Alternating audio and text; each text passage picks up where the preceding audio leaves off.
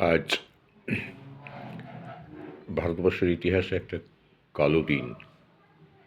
6ই December 1992 সালে আজকেই বাবরি মসজিদ ধ্বংস করেছিল, এবং এরই মধ্যে দিয়ে বিজেপির রাজনৈতিক উত্থান শুরু হয়েছিল। বাবরি মসজিদই থেমে থাকেনি। বাবরি মসজিদের সুপ্রিম কোর্টের রায়ের পরে এরা আরও উল্লসিত হয়ে বারাণসীর জ্ঞানবাপী মসজিদ, মথুরার শাহী ঈদগাহ, বারাণসীর একটা আলমগীর মসজিদ, জৌনপুরের আটালা মসজিদ, ইদানিং সম্বল, উত্তরপ্রদেশের সম্বল, 2-3 আগে আজমির শরীফের, এমনকি এরা এটাও বলছে যে তাজমহলের নিচেও নাকি মন্দিরের অস্তিত্ব আছে। সুপ্রিম কোর্টের একদিকে সুপ্রিম কোর্ট বলেছে এই বাবরি মসজিদ ভাঙা একটি ক্রিমিনাল অ্যাক্টিভিটিস,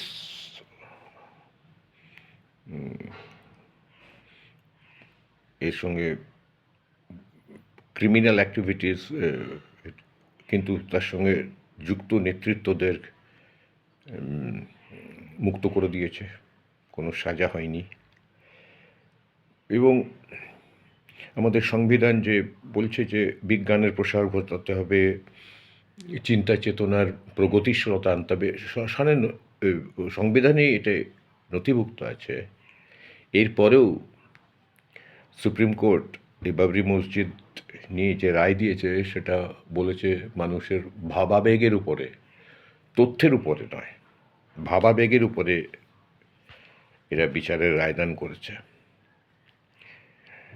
এবং দেখুন, যারা যারা বিচারক ছিল তারা তার উপহারও পেয়ে গেছে। প্রধান বিচারপতি রঞ্জন গগৈ রাজ্যসভার সদস্য হয়ে গেছেন, আরেকজন কে ছিলেন তিনি রাজ্যপাল হয়ে গেছেন। আমরা অপেক্ষা করছি যে এই বিচারকদের মধ্যে এই অধুনা কয়েকদিন আগে যিনি অবসরপ্রাপ্ত সুপ্রিম কোর্টের প্রধান বিচারপতি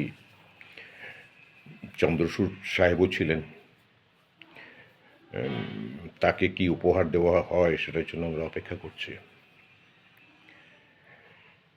এবং এই এই এই মুসলিম হিন্দু এই রাজনীতি করে রাজনৈতিক এবং পার্লামেন্টে ক্ষমতায় চলে আসছে। কখনো বলছে আমরা 80 ওরা 20,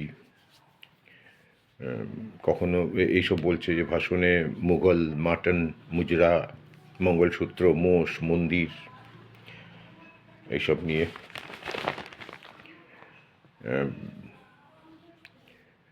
বলছে যে মুঘলরা নাকি আমাদের ভারতীয়দেরকে মেরে ভয় দেখিয়ে সব মুসলমান করে দিয়েছে, অথচ বিবেকানন্দ বলেছেন 90% হিন্দু উপজাতি, মূলত উপজাতি তফসিলি সম্প্রদায়ের মানুষ মুসলিম ধর্ম গ্রহণ করেছেন তৎকালীন রাজা, মহারাজা, মহাজন, জমিদারদের অত্যাচারের থেকে বাঁচার জন্য নিজেকে।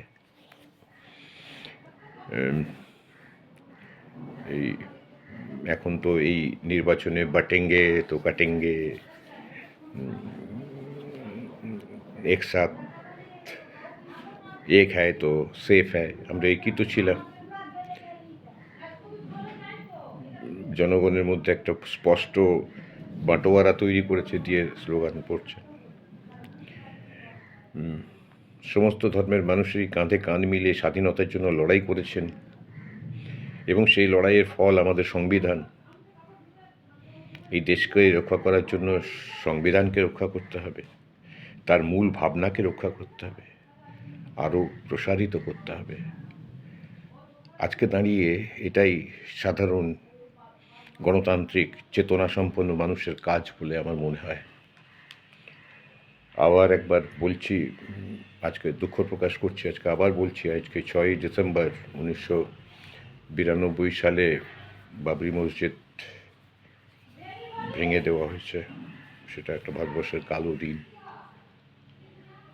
আসুন আমরা ভারতের যে বিভিন্নতার মধ্যে যে সংহতি, যে একসঙ্গে থাকার যে বাসনা,